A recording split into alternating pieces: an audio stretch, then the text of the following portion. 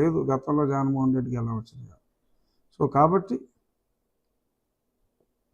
జగన్మోహన్ రెడ్డి ఉడత ఊపులకి ఎవరు భయపడవలసిన అవసరం లేదు. ఐపాక్ వాళ్ళు కూడా చెప్పింది 60 స్థానాలనే వాళ్ళకి చెప్పడం జరిగింది. సో నిశ్చింతగా ఎటువంటి చింతకు లోను కాకుండా ఉందాం.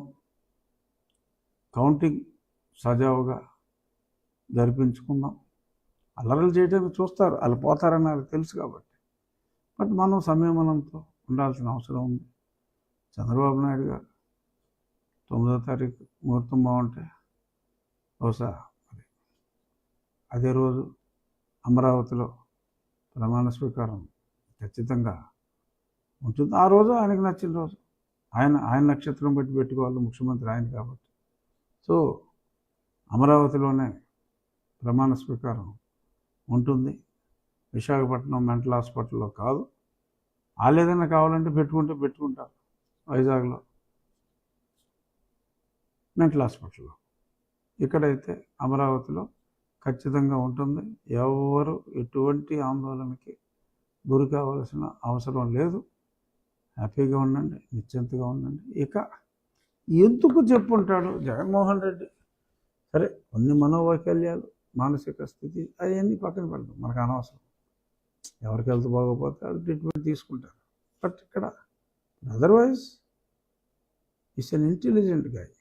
ఎందుకు ఇన్ని వస్తాయని చెప్పి రేపు రాబోయే రోజుల్లో ఇంత నవ్వులు పాలైపోయే పరిస్థితి తెచ్చుకున్నాడు అని మనం అతని తెలివితేటల యాంగిల్లో ఆలోచిస్తే నాకు ఈరోజు తెలిసింది ఏంటంటే, బిల్స్ క్లియరెన్స్కి 14,000 కోట్లు జనవరి నుంచి బటన్ నొక్కి ₹1 కూడా ఇవ్వకుండా అతను చివరిలో రిలీజ్ చేయాలని చెప్పి ప్లాన్ చేస్తే మరి న్యాయస్థానం కూడా, మరి ఎలక్షన్ కమిషన్ కూడా అడ్డుకుంది.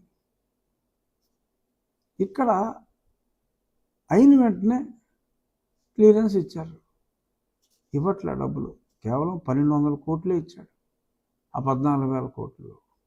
ఈ మిగిలిన దాన్ని బిల్స్ క్లియరెన్స్ కోసం 25% కమిషన్ కొట్టేసి బిల్స్ క్లియరెన్స్ కోసం వాడుతున్నట్టుగా నాకు తెలిసింది.